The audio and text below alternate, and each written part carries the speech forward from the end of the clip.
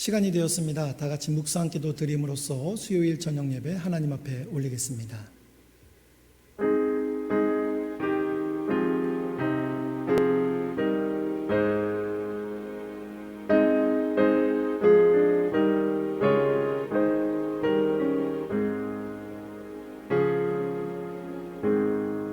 여호와는 나의 목자이시니 내가 부족함이 없으리로다. 은혜로우신 주님, 오늘 이 하루도 저희를 위해 구별하사 이른 아침부터 밤이 맞도록 주 안에 거하게 하시니 감사합니다. 이 시간도 온전히 주님의 높고 크심을 찬양하며 경배하는 시간 되게 하시며 성령께서 각자의 심령에 임하여서 주님께서 내리시는 은혜를 충만히 맛보는 시간 되게 하옵소서. 예수님의 이름으로 기원합니다. 아멘. 함께 찬양하겠습니다.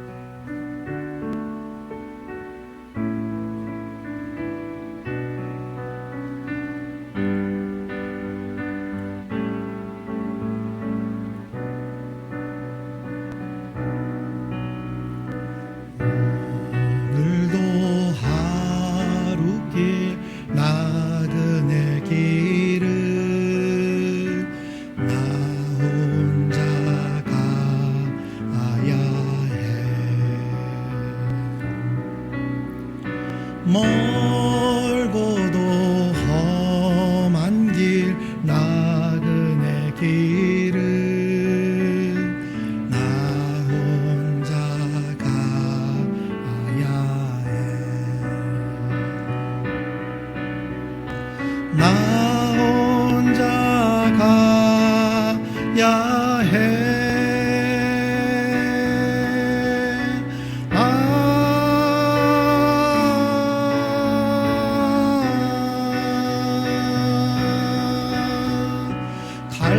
갈래 갈림길 길이라도 내게 주신 주의 길 따라가려. 갈래 갈림길 길이라도 내게 주신 주의 길 따라가려. 내 집은 갈릴리 해변 푸른 풀밭 쉬갈 수 있는데 내 사명 다하기까지 갈 수 없네. 그리운 내 본향지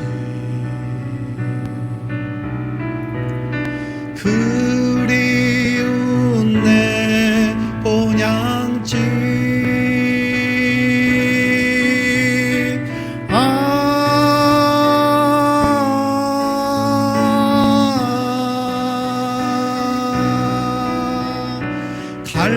갈래 갈림길 길이라도 내게 주신 주의 길 따라가려. 갈래 갈림길 길이라도 내게 주신 주의 길 따라가려.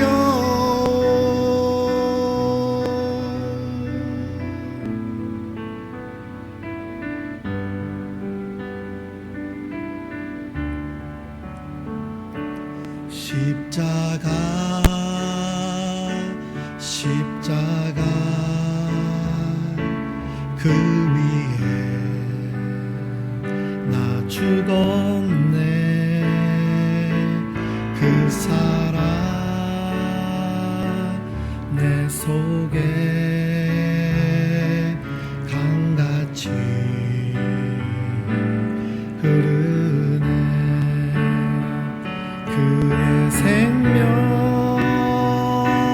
내 속에 그의 능력 내 안에 그의 소망 내 삶에 나의 삶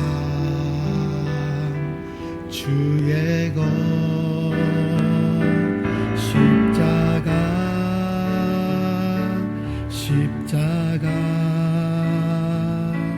그 위에 나 죽었네 그 사랑 내 속에 강같이 흐르네. 한 번 더 찬양합니다. 십자가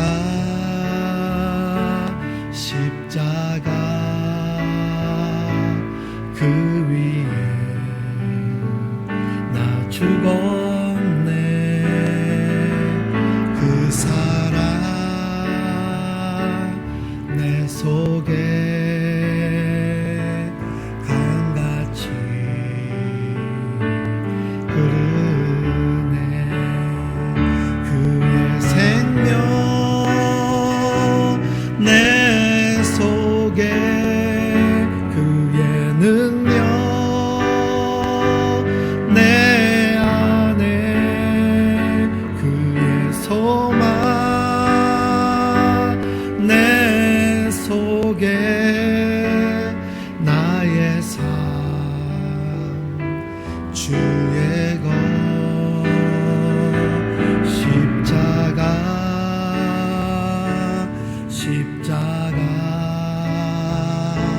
그 위에 나 죽었네 그 사랑 내 속에 강같이 흐르네 그의 소망 내 삶에 나의 삶 주의 것 십자가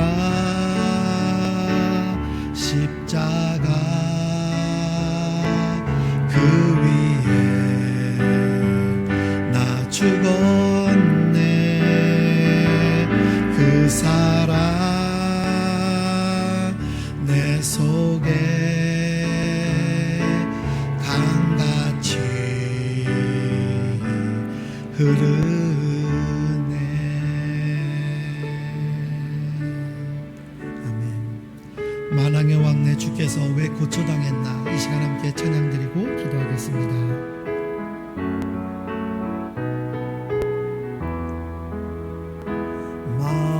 만왕의 왕 내 주께서 왜 고초당했나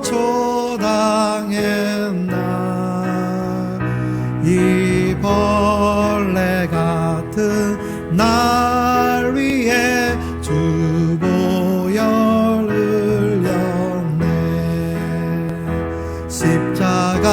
십자가 내가 처음 볼 때에 나의 맘의 큰 고통 사라져 오늘 믿고서 내 눈 밝았네 참 내 기쁨 영원하도다 주 십자가 못 박힘은 속죄함 아닌가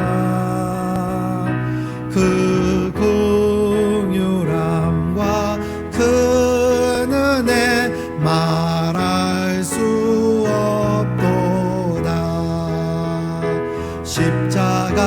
십자가 내가 처음 볼 때에 나의 맘의 큰 고통 사라져 오늘 믿고서 내 눈 밝았네 참 내 기쁨 영원하도다 늘 울어도 그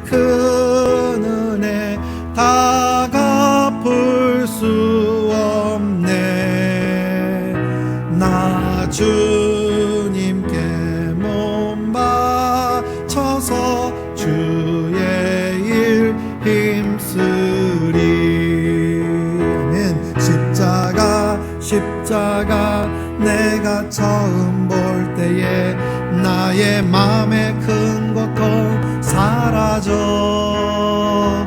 오늘 믿고서 내 눈 밝았네. 참 내 기쁨 영원하도다. 이 시간 함께 기도하겠습니다. 창조의 하나님, 참으로 힘들게 살아온 3월 잘 견디고 여기까지 올 수 있음에 감사드립니다. 하나님, 힘들었습니다. 탄식하며 눈물도 많이 흘렸습니다. 우리를 불쌍히 여겨주시옵소서. 새롭게 시작되는 4월을 주님께 맡깁니다. 그리고 의지합니다.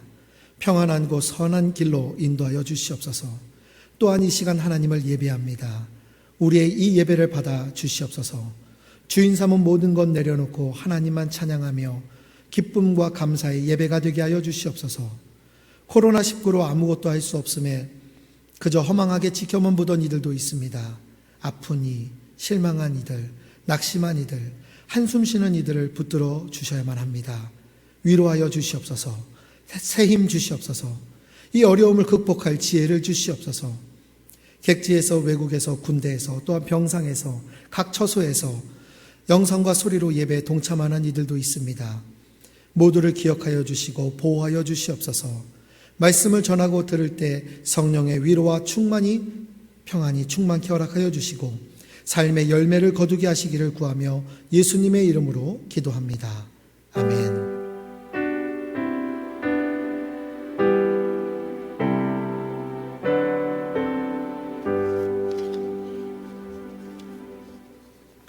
이 시간 함께 성경 말씀 함께 봉독하도록 하겠습니다. 성경 말씀 시편 119편 말씀입니다. 시편 119편 24절부터 32절까지의 말씀입니다. 말씀 봉독해 올리겠습니다. 주의 증거들은 나의 즐거움이요 나의 충고자니다. 내 영혼이 진토에 불쳤사오니 주의 말씀대로 나를 살아나게 하소서. 내가 나의 행위를 아뢰매 주께서 내게 응답하셨사오니 주의 율례들을 내게 가르치소서. 나에게 주의 법도들의 길을 깨닫게 하여 주소서. 그리하시면 내가 주의 기이한 일들을 작은 소리로 읊조리이다. 나의 영혼이 놀림으로 말미암아 녹사오니 주의 말씀대로 나를 세우소서. 거짓 행위를 내게서 떠나게 하시고 주의 법을 내게 은혜로이 베푸소서. 내가 성실한 길을 택하고 주의 규례들을 내 앞에 두었나이다. 내가 주의 증거들에 매달려 싸우니 여호와여 내가 수치를 당하지 말게 하소서. 주께서 내 마음을 넓히시면 내가 주의 계명들을 길로 달려가니이다. 여호와여 주의 율례들의 도를 내게 가르치소서. 내가 끝까지 지키리이다. 아멘. 할렐루야. 잘 견디심에 감사드립니다. 그래도 희망이 보여서 다행입니다. 이 주간에 오늘 또한 우리가 오늘 4월 1일 4월의 첫날을 맞이하게 되었습니다. 항상 하나님의 은혜가 감사합니다. 4월은 평안함으로 맞이하고 행복한 기쁨의 달이 되기를 주의 이름으로 축원합니다. 한 왕이 역사학자들을 불러 모았습니다. 왕은 세계사를 한 권으로 압축하라고 명령을 했습니다. 역사학자들은 열심히 세계사를 한 권으로 요약을 했습니다. 세계사를 한 권으로 요약한 것은 그렇게 쉽지가 않았습니다. 고민하고 또 고민해서 결국은 한 권으로 요약을 했습니다. 왕은 그 책을 다 보고 난 후에 이 책을 한 문장으로 줄여보라 라고 또한 요청을 했습니다. 역사학자들은 또다시 고민 끝에 이렇게 기록을 했다고 합니다. 인류 역사는 고난의 역사입니다. 크고 작든 우리에게는 고난이 있습니다. 산을 하나 넘으면 또 하나 다시 나오듯 고난은 연속입니다. 구약 성경은 인생이 고난을 위해서 났다고 증거하고 있고 또 신약 성경도 성도의 삶에 고난이 있음을 증거합니다. 또한 우리가 알고 있는 예수님도 고난 받으셨습니다. 지금은 예수님의 고난 당하신 것을 기억해야 할 사순절 기간입니다. 누구에게나 고난은 있습니다. 어떤 사람에게든지 고난은 고통이 됩니다. 오늘도 우리 주변의 삶을 돌아보건대 너무 힘든 상황이죠. 나는 너무 고난이 많습니다라고 이야기합니다. 여러분, 이 어려움의 수렁에서 벗어날 수가 없습니다. 그럴 때 자꾸만 고난만 묵상하지 마십시오. 고난 중에 사명을 생각해야 되는 겁니다. 도대체 왜 나는 이 나를 고난으로 이끌어 가실까? 그때 우리가 해야 할 가장 중요한 게 무엇일까요? 고난 중에 찬송하는 겁니다. 고난 중에 우리의 믿음을 드러내 보이는 겁니다. 고난 중에 우리의 믿음이 변질치 아니하는 모습을 보여주는 거, 그게 중요하다라는 거죠. 사람은요, 모두가 다 비슷합니다. 다른 사람 없습니다. 어려우면 원망하고 힘들게 되어져 있습니다.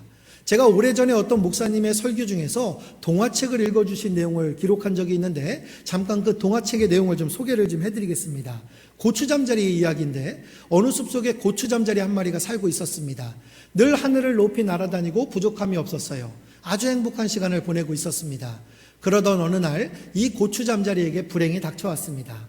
그의 사랑하는 아빠와 엄마, 형제, 가족 모두가 새에게 날름 잡혀먹혔기 때문입니다. 이 고추잠자리는 더 이상 살아갈 수 없을 정도로 깊은 슬픔에 잠겼습니다.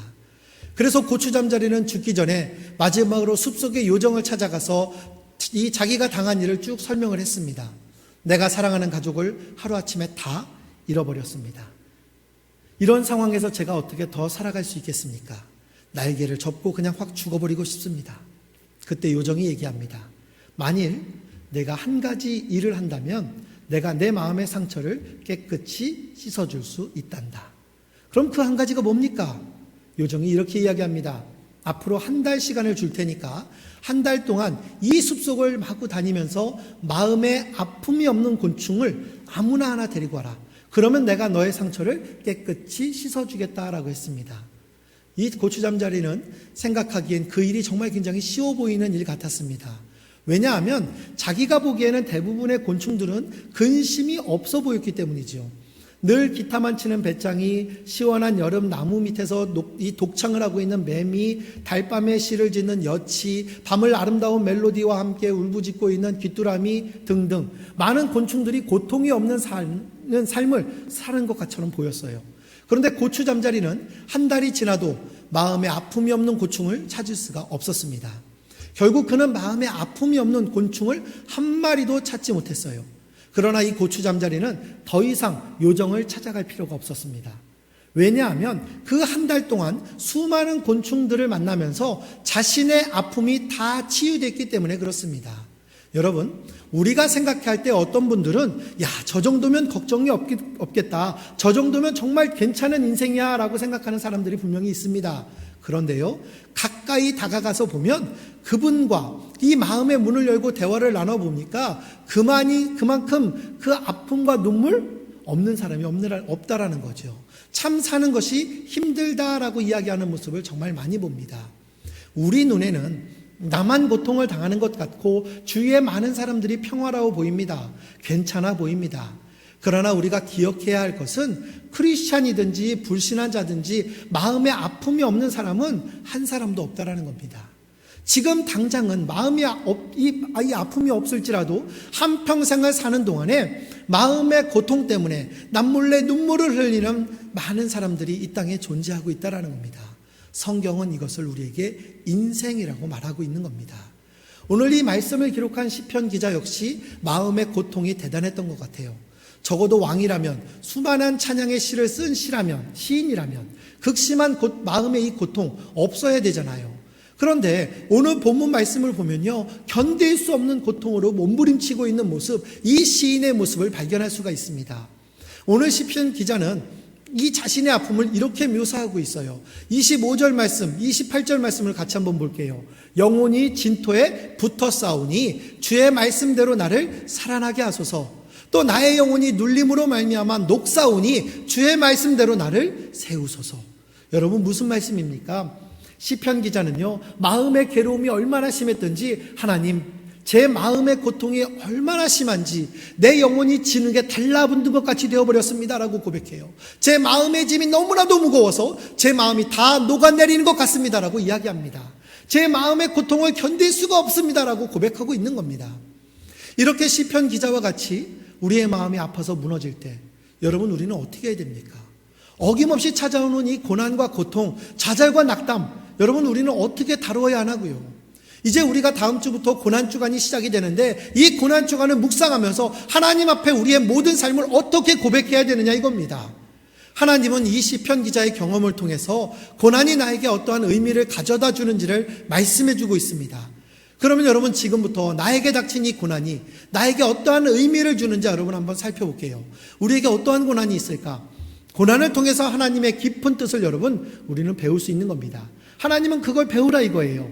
영어 단어에는요, 이 말씀, 이 고난이라는 단어 어떻게 표현하느냐? teaching ability라고 표현을 합니다. 이 단어는 가르침을 잘 받아들이는 성품이라는 뜻이에요.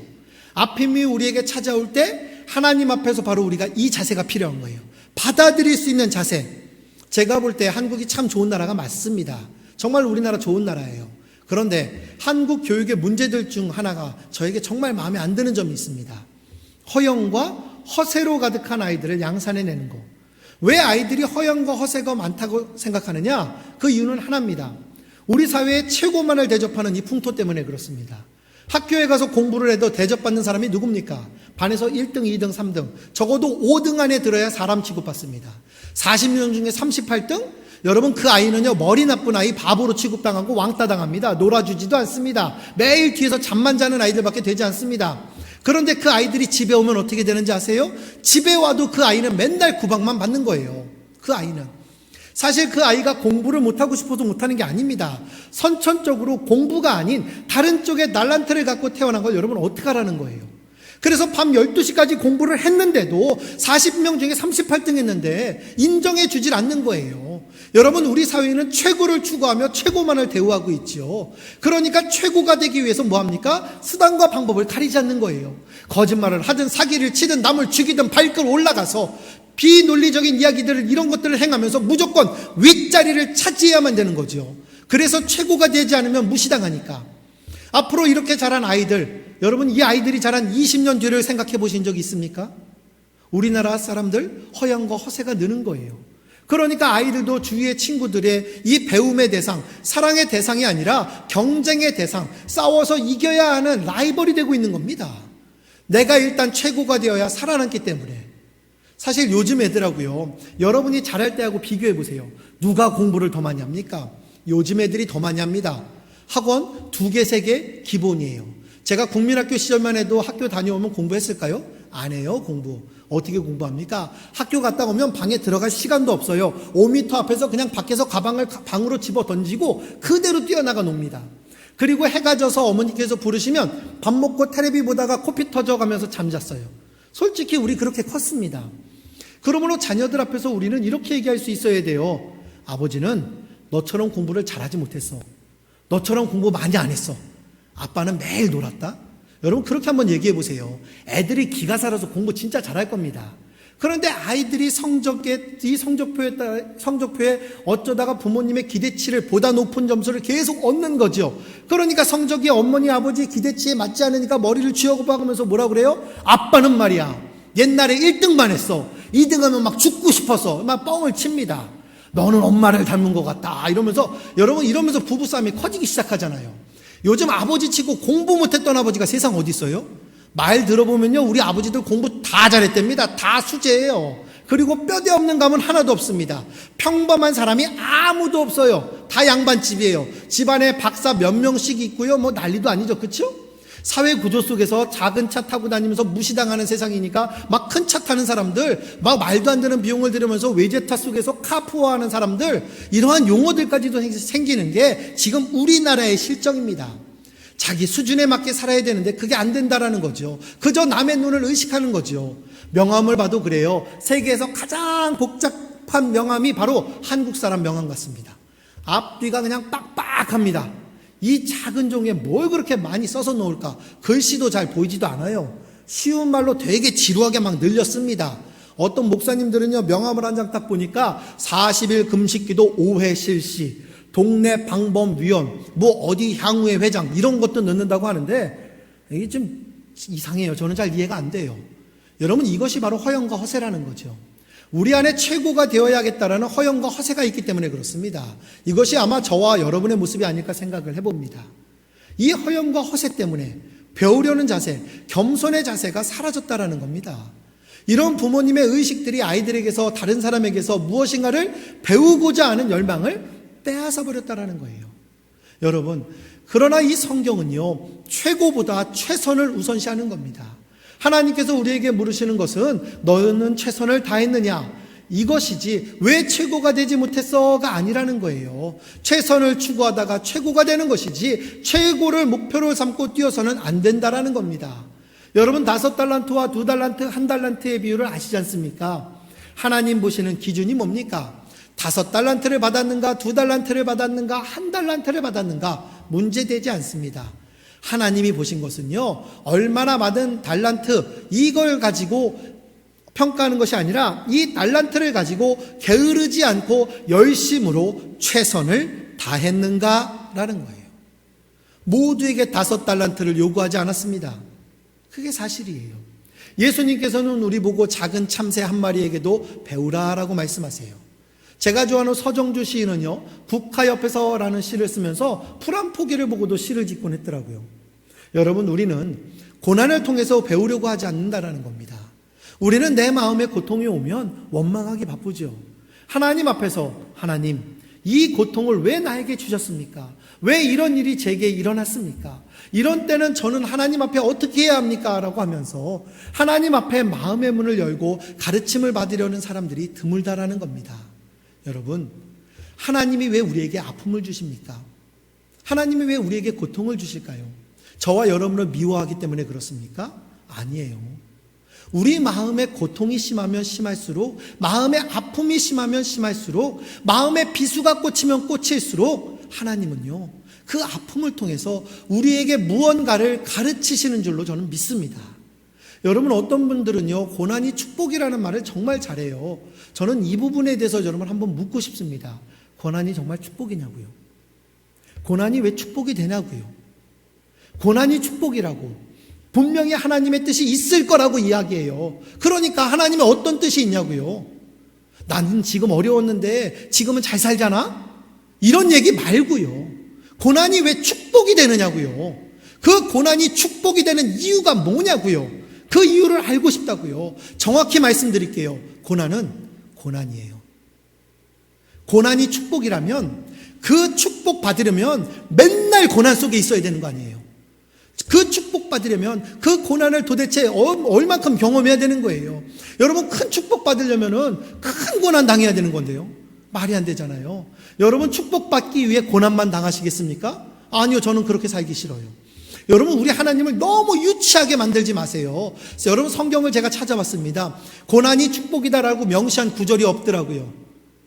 그래서 고난하면 떠오르는 사람이 욥이었어요. 그래서 욥기를 제가 빠르게 한번 정독을 좀 다시 한번 해봤습니다. 도대체 욥은 어떤 고난, 이 고난을 어떻게 축복으로 바꿨을까? 욥이 고난을 당하는 이야기가 우리가 너무나 잘 알고 있지요. 그런데 고난 가운데 있는 욥이 하나님께 불평하고 있는 거 여러분 아십니까? 욥기 7장 11절 말씀이에요. 그런즉 내가 내 입을 금하지 아니하고 내 영혼의 아픔 때문에 말하며 내 마음의 괴로움 때문에 불평하리이다. 고난이 괴로운 거예요. 불평이 나오는 게 고난이에요. 자꾸 착각을 합니다. 징계, 연단, 인내, 여러분 이런 단어들을 왜 고난으로 착각을 하는 겁니까? 여러분 착각해서는 안 됩니다. 그렇게 불평하던 욥에게 하나님이 말씀하시는 장면이 또 나오지요. 천지를 지을 때 네가 있었느냐 하시면서 대장부처럼 나와봐라 이야기합니다. 욥과 대화를 나누시던 이 상황에서 욥의 상황을 하나님께서 다시 한번 일깨워 주세요. 일깨워 주시자 욥이요 42장 1절부터 말씀해 보면 이렇게 고백을 해요.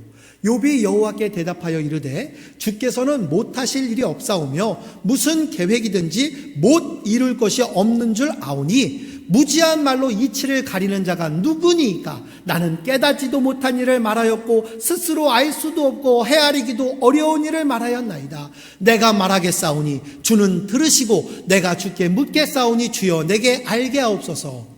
내가 주께 대하여 귀로만 듣기만 하였사오나 이제는 눈으로 주를 배움나이다. 그러므로 내가 스스로 거두어드리고 티끌과 재 가운데서 회개하나이다.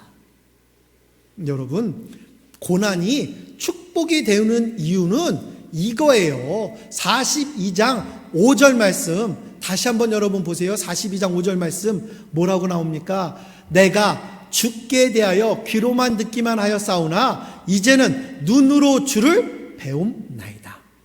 고난으로 불평만 하고 있던 것이 아니라 하나님과 대화를 나누면서 다시 한번 뭘 알게 되느냐? 그 고난 속에 들어서 움직이고 나를 통해 역사하시는 그 하나님을 알게 되었다라는 겁니다.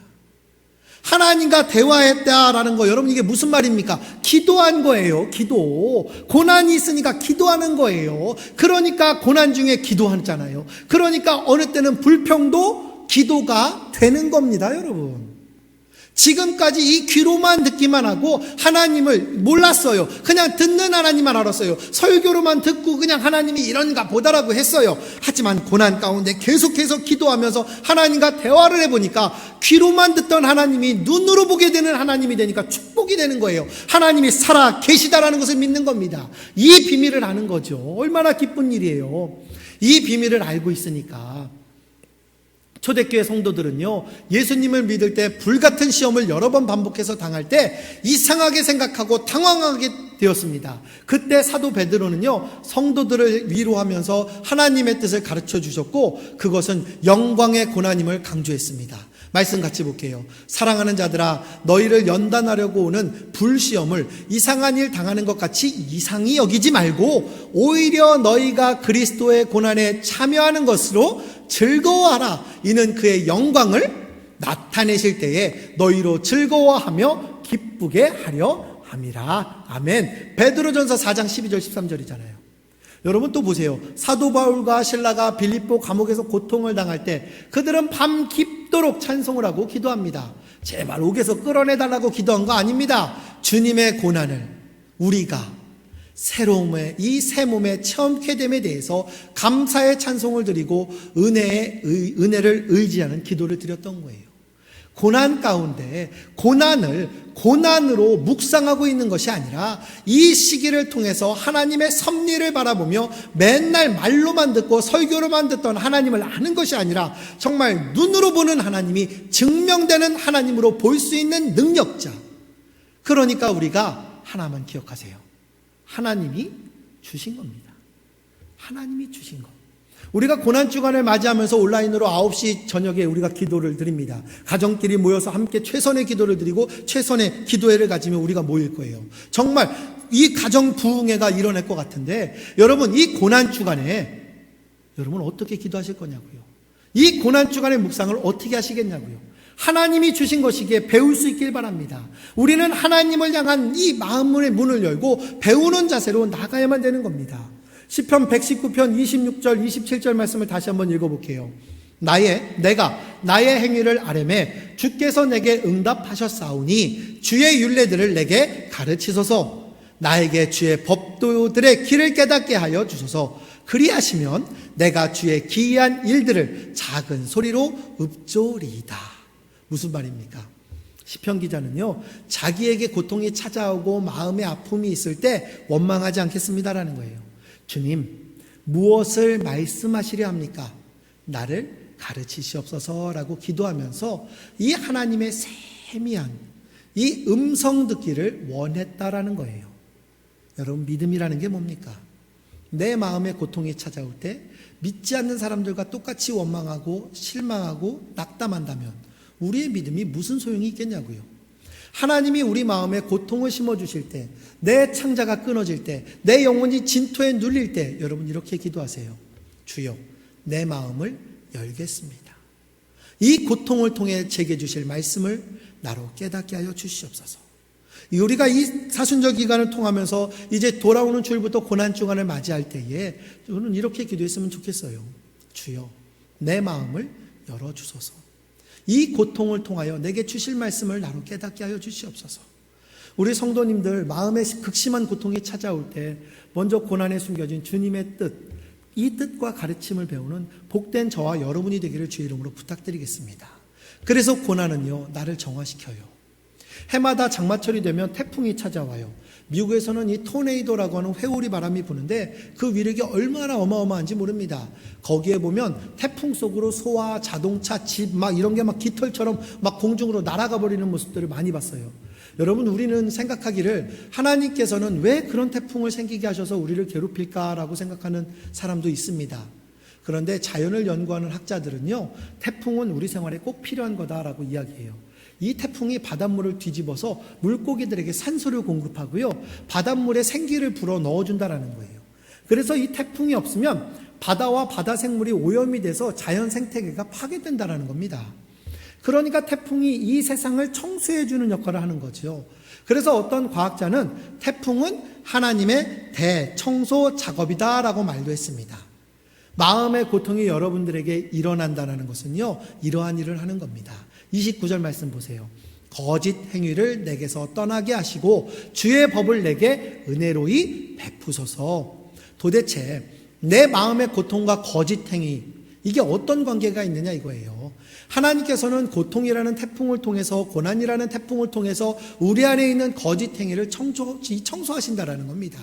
하나님께서는 고통과 고난을 통해서 나의 세상을 향한 욕심, 잘못된 가치관, 과거에 지은 죄악, 현재에 끊지 못할 나쁜 습관들 정결케 하는 작업을 하신다라는 거예요. 여러분, 야곱을 기억하실 겁니다. 저는 야곱을 정말 좋아해요. 너무너무 좋아해요. 좀 비슷해요. 거짓말도 좀 하죠. 머리도 좀 쓰고요. 너무 인간적인 모습으로 있는 게 야곱입니다. 그런데 이 야곱은요, 말년에 굉장히 그의 믿음이 성숙됐습니다. 창세기 34장에 보면 야곱의 딸이 이 이방인들에게 강간을 당해서 돌아오게 됩니다. 이 모습을 보면서 그 일로 분노한 야곱의 아들들이 강간한 남자가 사는 동네에 가서 남자들 다 죽여버립니다. 딸은 강간당했지요. 아들들은 하루아침에 살인자가 되어버린 상황이 되어버렸어요. 이때 야곱의 마음은 자녀들로 인해서 마음이 찢어지는 고통을 당합니다. 그 고통 후에 야곱은 이렇게 얘기합니다. 창세기 35장 2절과 3절 말씀에 야곱이 이에 자기 집안과 사람과 자기와 함께한 모든 자에게 이르되 너희 중에 있는 이방 신들을 버리고 자신을 정결하게 하고 너희들의 의복을 바꿔 입으라. 우리가 일어나 베델로 올라가자. 내 환난 날에 내게 응답하시며 내가 가는 길에서 나와 함께 하신 하나님께 내가 거기서 제단을 쌓으려 하노라. 아멘. 이전에 하나님이 야곱에게 베델로 올라가라고 하셨는데 야곱이 순종하지 않습니다.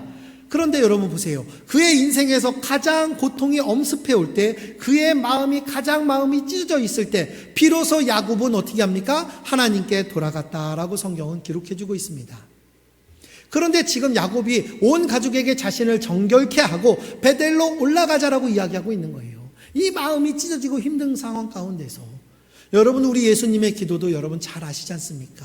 나의 원대로 마옵시고 아버지의 원대로 되기를 원하나이다. 이 괴로움의 모든 상황이 내 마음이 아니라 하나님의 뜻대로라고 이야기하는 거예요. 포기하듯이 나의 원대로 마시고, 여러분 이런 거 아니에요. 전적으로 아버지 하나님을 의지하며 아버지의 원대로 되기를 원하나이다라는 신뢰를 드리는 기도가 이루어져야 된다는 겁니다. 우리가 이 사순절 고난주간을 맞이하는 가운데서 여러분 하나님을 신뢰할 수 있기를 바랍니다. 이것이 저와 여러분의 기도가 되기를 주의 이름으로 부탁드리겠습니다. 또한 여러분, 고난은 나의 마음을 넓혀주고 있어요. 그래서 이 32절 말씀 보세요. 주께서 내 마음을 넓히시며 내가 주의 계명들의 길로 달려가리이다. 마찬가지로 우리의 마음이 태평양같이 넓어지기를 원하십니까? 많은 사람들을 포용하고 품어주는 사람이 되기를 원하십니까? 하나님은요, 고난을 통해서 우리의 마음을 넓히신다라는 겁니다. 마음을 넓힌다라는 것을 어떤 성경 번역에 보니까 이렇게 쓰더라고요. understanding. 여러분 다 아시는 단어잖아요. understand. 마음을 넓힌다라는 것은요, 이해를 넓힌다라는 거예요. 고통이 찾아오면 우리는 하나님과 사람에 대한 이해를 넓힐 수 있다라는 겁니다.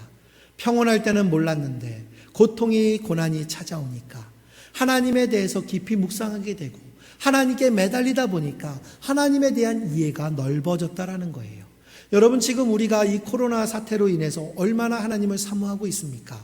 집에서 모이는 가정에 있는 여러분, 이 가정에서 예배를 드리는 것도 하나님께 은혜를 받지만 우리가 함께 좋은 성전에 모여서 예배를 드리는 것, 여러분 얼마나 우리가 또한 이 예배를 사모하고 있냐고요. 고난이 다가오니까 떠오르는 것들이에요. 또한 병을 통해서 고통을 당해보니까 인간의 한계를 깨닫게 되고 다른 사람의 아픔도 이해하게 되고 지금까지 나의 건강도 하나님께서 주셨구나라는 것을 깨닫게 된다라는 겁니다. 어떤 집사님이요, 치질 수술을 하셨습니다. 치질 수술을 감춘다고 했어요. 그런데 이걸 감출 수가 없다고 그래요. 그런데 치질 수술을 하고 나면 배설이 며칠 동안 잘 안 되고 배설할 때마다 찢어지는 아픔을 느낀다고 그래요. 그런데 치질 수술을 하신 집사님께서 저한테 이런 고백을 하셨어요. 먹는 것만이 은혜인 줄 알았는데 싸는 것도 은혜였습니다. 그죠? 그 무슨 말인가 그랬어요. 그랬더니 이분이 지금부터는 화장실에 앉자마자 감사 기도를 드린다라는 거예요. 맞는 얘기 같아요. 우스운 얘기 같지만 여러분 고통을 당해보니까 이해가 넓어진다라는 거예요. 그래서 숨 쉬는 것, 화장실에 잘 가는 것 모든 것이 은혜이고 감사로 바뀌었다라는 겁니다. 여러분 고난이 찾아오면 하나님에 대한 이해만 넓어지는 거 아닙니다. 사람들에 대해서도 이해하기 시작합니다. 사람을 대할 때 마음이 넓어집니다. 마음이 넓은 사람들을 보면 대개 과거에 고난을 많이 겪어본 사람들이에요. 고난을 많이 겪고 마음이 아파본 사람들은요, 사람을 함부로 정죄하지 않습니다. 함부로 남을 비판하지 않습니다. 함부로 남에게 지시하지 않습니다. 함부로 남에게 갑질하지 않습니다. 그의 모든 것을 이해해 주려고 하는 것, 그런 사람들이 얼마나 많습니까? 그러나 고난이 없는 사람은요, 항상 흑백 논리로 적용을 해요. 무조건 내 말만 맞대요. 잘못되면 다 저 사람들이 잘못한 거래요. 저거 놓고 저 사람은 나쁘다 해요. 나는 맞고 저건 다 틀리다 해요. 왜냐? 고난을 당해보지 않았으니까. 모르는 거예요. 이해 못하는 거예요. 이 고생을 안 해본다라는 거, 여러분 이게 행복인 것처럼 보이지만요, 사실은 이 고생을 해보지 않은 사람은 성숙한 사람이 되기 어렵습니다. 언제까지 자기 위주로만 살 겁니까, 세상을? 아니에요. 서로가 하나님이 허락해 주신 이웃들과 함께 사랑하며 살아가야 되는 거거든요. 베드로 사도는 베드로전서 5장 10절 말씀에 이렇게 얘기합니다. 고난을 당한 너희를 친히 온전하게 하시며 굳건하게 하시며 강하게 하시며 털을 견고케 하시리라 라고 했습니다. 그러므로 고난과 이 고생을 당할 때 고통이 크면 클수록 내가 큰 사람이 되려는 모양이구나 라고 생각하시면 좋습니다. 사업을 하는 과정에서 고생을 해본 사람이 큰 기업가가 될 수가 있는 거예요. 공부하는 과정에서 어려움을 겪어보면 뛰어난 학자가 될 수 있습니다. 직장에서도 별일 없이 지낸 사람보다는 이런저런 어려움을 겪으면서 경험을 쌓은 사람이 인정을 받을 수 있는 거예요. 신앙적으로도 고난을 당해본 사람들의 신앙이 더 든든합니다. 과거에 종교적인 핍박이 있었을 때 신앙인들이 오늘날 우리보다 훨씬 신앙이 더 강했던 것을 여러분 우리는 알 수가 있습니다. 하지만 이 코로나19 사태로 인해서 우리가 교회 안에서 모이는 성전 예배를 드리지 못했을 때 여러분 우리가 지금 얼마나 이 성전 예배를 사모하고 있습니까? 아마 성전에 모여서 예배를 드린다면 정말 우리 교인들 모두가 다 와서 함께 할렐루야로 찬양하면서 주님 앞에 예배드리고 신앙이 더욱더 성숙된 모습으로 저는 만날 수 있을 거라 믿습니다. 분명히 우리는 성숙할 수 있으니까. 어려움을 겪어봤으니까요. 여러분, 여러분에게 아픔이 찾아옵니까? 마음이 아플 때가 바로 마음을 넓힐 수 있는 기회라는 것을 깨달으시기 바랍니다. 근육이 찢어져야만 근육이 커지듯이 고통을 통해서 이 고난을 통해서 여러분의 마음이 넓어지기 때문입니다. 시편 기자는 기도합니다. 주여 내 마음을 넓혀 주시옵소서. 이것이 저와 여러분의 기도가 되기를 간절히 소원합니다. 저는요 바다를 정말 좋아합니다. 산은 이미 볼리비아 살 때 해발 4,000m 이상의 산들 그 속에서 살아서 별로 산 관심이 없어요. 산에 가자 그러면 저는 짜증나기 시작합니다. 근데 바다 보자 그러면 너무너무 좋아해요. 어떤 분들은 횟감이 많아서 바다를 좋아한다라고 하시는데 저는 그렇지 않습니다. 바다가 어떻게 이루어진 겁니까? 강물 하나가 여기저기서 다 모이다 보니까 그 많은 강물들이 모여서 결국엔 뭐가 됩니까? 바다가 되는 거예요. 그 강물은 맑은 물도 있지만 온갖 흙탕물, 더러운 물도 쏟아져 있는 것도 강물이 있습니다. 심지어 폭우가 막 쏟아지면 산이나 길이 없어지고 막 온갖 쓰레기들이 강을 덮쳐서 이게 또 바다로 다 들고 들어가요. 그래도 바다는 그걸 어떻게 하느냐? 거절하지 않습니다. 다 수용합니다. 여전히 파랗게 자기의 상태를 유지해요. 여러분, 그게 바다의 포용성이라는 거예요. 우리가 바다를 바라보고 좋아하는 것이 뭐냐? 바로 그 포용성 때문일 겁니다. 여러분, 우리의 삶이 고난과 아픔, 우리의 삶의 일부분으로 그냥 받아들이세요. 그러면 우리는 큰 사람 되는 겁니다. 고난은 우리의 적이 아니에요. 하나님이 우리를 성숙시키기 위해서 때로는 아픔과 고난과 고통을 허락하실 수 있다라는 겁니다. 그 아픔이 찾아올 때 우리 모두 시편 기자와 같이 반응했으면 좋겠습니다. 오 하나님, 내 마음의 문을 엽니다. 내가 무엇을 배워야 되겠습니까? 나를 가르쳐 주시옵소서. 내 안에 무엇을 깨끗게 하면 좋겠습니까? 이 고통을 통해서 내 마음을 넓혀 주시옵소서. 여러분, 이것이 저와 여러분의 기도가 되기를 간절히 소원합니다. 여러분, 말씀의 결론을 좀 맺을게요. 우리에게 닥쳐오는 마음의 고통은 어떤 의미가 있느냐? 고통을 통해서 주님께서 나를 가르치시는 겁니다. 고통을 통해서 나에게 말씀하시는 하나님의 그 세미한 음성의 그 교훈의 음성을 여러분 들으셔야 돼요. 이 고난은 나를 정화시키는 거예요. 하나님께서는 고통의 태풍을 통해서 나의 죄악을 청소하시는 겁니다. 고난은 나를 영적인 거인으로 만들어버리는 겁니다. 고통을 통해서만이 하나님과 타인에 대한 예의 폭을 넓힐 수가 있다는 것을 여러분 꼭 기억하십시오. 이 시간 우리가 함께 좀 잠시 기도했으면 좋겠습니다. 고난과 고통 가운데 있는 이들이 얼마나 많습니까? 코로나19로 인해서 정말 많은 이들이 경제적으로도 힘들고 어려움이 참 많습니다. 하지만 능히 하나님께서 이 허락하신 일들이 하나님의 계획 안에 분명히 해결될 줄로 믿습니다. 코로나19의 확산 방지와 치유, 또 이것으로 인해서 고통받는 이들을 위해서 이 시간 우리가 함께 기도하겠습니다. 우리의 성도님들, 이 코로나19로 인해서 삶의 문제 또한 어려워지신 분들이 얼마나 많습니까?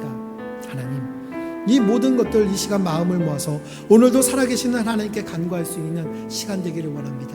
다 같이 함께 주여 부르짖으며 우리가 함께 통성으로 기도하겠습니다. 주여! 아바 아버지 함께 해주심에 감사합니다. 우리에게 있어서 모든 것도 허락하신 하나님, 정말 창조주가 되시며 역사의 주관 되시는 하나님, 코로나19 확산 앞에 아무것도 할 수 없는 저희 나약함 깨닫게 하시고 그간 저희의 교만을 회개합니다. 참담 문명의 반영을 앞세워서 왕이신 하나님을 대적하며 높아진 모든 나라의 이 교회, 이 나라, 하나님 공동체와 개인이 철저하게 주님의 도우심을 간구하며 엎드리오니 이제는 공의를 베풀어 주시옵소서. 전능하시고 신실하신 하나님, 속수무책으로 전 세계에 번지고 있는 코로나19의 확산, 주님의 능하신 팔로 막아 주시옵소서. 우리가 죄악에서 돌이켜서 우리를 낮추고 주님의 얼굴을 구하면 주께서 들으시고 또한 우리에게 용서를 베푸시고 회복하신다 하셨지 않습니까? 약속의 말씀을 이루어 주시옵소서. 무엇보다 코로나19 확진자들과 그들의 가족들, 위로자가 되시는 성령께서 평안을 허락해 주시옵소서. 예수 그리스도의 보혈로 속히 치유되게 하여 주시옵소서. 돕고 있는 봉사자들, 또한 정부의 위정자들, 하나님, 이 이익을 자기의 이익으로 만드는 것이 아니라 하나님을 향하여 기도할 수 있는 위정자들 될 수 있도록 하나님 역사하여 주시고, 봉사하고 있는 봉사자들 주여 건강도 지켜주시옵소서. 그들을 감염으로부터 보호하여 주시옵소서. 맡겨진 자리에서 최선을 다해서 국민들을 섬기고 있사오니 하나님 그들을 기억하여 주시옵소서. 애쓰는 정부와 애쓰는 의료진들, 수많은 이름 없는 봉사자들, 주님 그들을 기억하여 주시옵소서. 우리도 각자의 처소에서 이 나라와 이 민족을 위하여 기도하고 있습니다. 하나님, 우리 교회에 우리의 기도를 들어 주시옵소서. 아버지께서 함께해 주시옵소서. 이 시간 또 한 번 우리가 함께 기도하겠습니다. 우리 교회와 성도들을 위해서 우리가 이 시간 함께 기도하겠습니다. 이제 고난 주간을 맞이하며 우리가 주님 앞에 서를 때에 하나님, 이 시간 우리가 가정 예배를 드리면서 인터넷 온라인으로 예배를 드리는 가운데 정말 우리의 신앙이 식어지는 것이 아니라 더욱더 하나님의 말씀을 사모하는 가정이 되게 하여 주시옵소서. 더욱더 예배가 뜨거워질 수 있도록 하나님 우리의 신앙을 회복시켜 주시옵소서. 이 시간 또한 다 같이 함께 주여 부르짖으며 함께 우리의 신앙을 위하여, 우리의 교회를 위하여 함께 통성으로 기도하겠습니다. 주여! 아버지, 모든 일들 가운데 허락하시는 하나님, 예배가 더욱 뜨거워지고 사명을 감당하는 교회가 될 수 있도록 도와주시옵소서. 아버지만이 하실 수 있게 주여 응답하여 주실 줄 믿습니다. 하나님, 부족한 삶을 살아가는 우리들, 늘 좋은 것을 주님께서 허락하여 주실 줄로 믿습니다. 아버지, 은혜 가운데 오늘도 우리가 살아나갈 수 있도록 주여 마음껏 복내려 주시옵소서. 어디서나 계시며 모든 삶의 자리에서 드려지는 우리의 예배를 기쁘게 받으시는 주님, 우리의 성도들을 보호하여 주시고 이 어려움이 조속히 해결되기를 바랍니다. 주께서 주신 지혜와 마음을 모아서 온라인과 각 가정에서 예배를 드리고 있습니다. 물리적으로 모이지 않기에 쉽게 빠질 수 있는 이 밖에 없는 영적인 게으름 하나님 피하게 하시고 오히려 더욱 뜨겁게 예배하는 예배자들이 되게 하여 주시옵소서. 특별히 고난 주간을 맞이하고 있습니다. 주님, 예수 그리스도의 십자가 고난과 부활을 깊이 새기게 하시고 우리의 예배가 삶의 예배로 이어져서 이 문제로 신음하고 있는 이웃들을 사랑으로 품고 섬기는 참된 그리스도인들이 되게 하여 주시옵소서. 응답하실 하나님을 믿고 기도하며 환난 날에 도움이 되시고 그 선하심과 인자하심이 영원하신 우리 주 예수 그리스도의 이름으로 기도합니다. 아멘.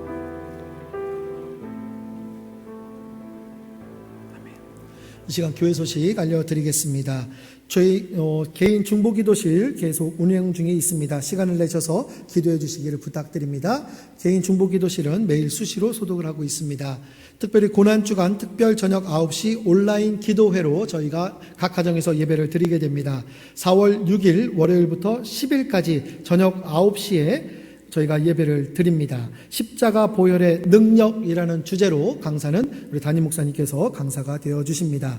여러분이 매일 저녁 인터넷으로 기도회를 드릴 때 각 가정에서는 하루 일과를 마무리하시고 온 가족이 8시 45분부터 은혜 받는데 집중하시고 기도로 준비하시고 가족 부흥회를 열어주시기를 바랍니다. 주님의 고난을 묵상하며 귀한 은혜를 사모하는 시간이 되시기를 바랍니다.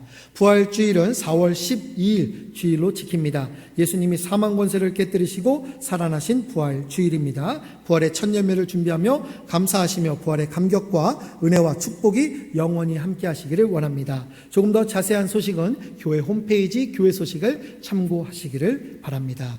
이 시간 함께 찬양 사명 주님이 홀로 가신 그 길 찬양 드린 후에 주님 가르쳐 주신 기도로 수요 저녁 예배 마치겠습니다.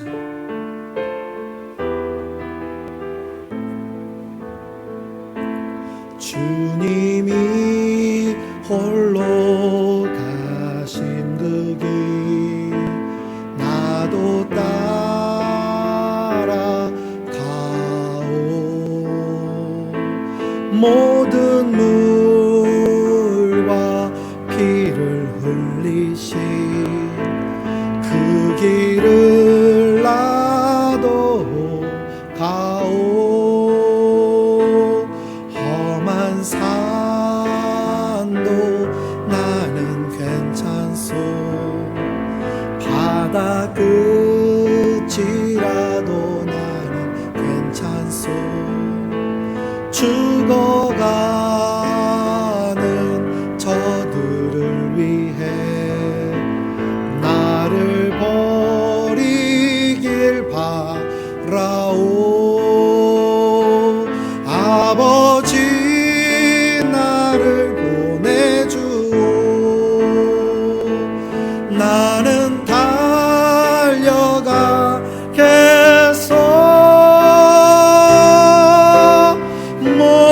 목숨도 아끼지 않겠소. 나를 보내주오. 험한 산도 나는 험한 산도 나는 괜찮소.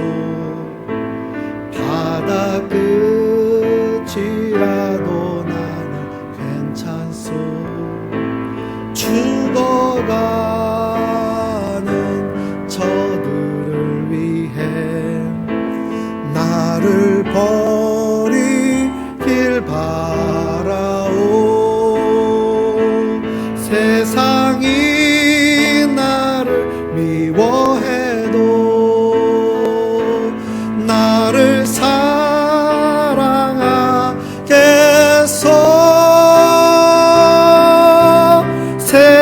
세상을 구원할 십자가 나도 따라가오. 생명을 버리면서까지 나를 사랑한 당신 이 작은 나를 받아주오. 나도 사랑하오.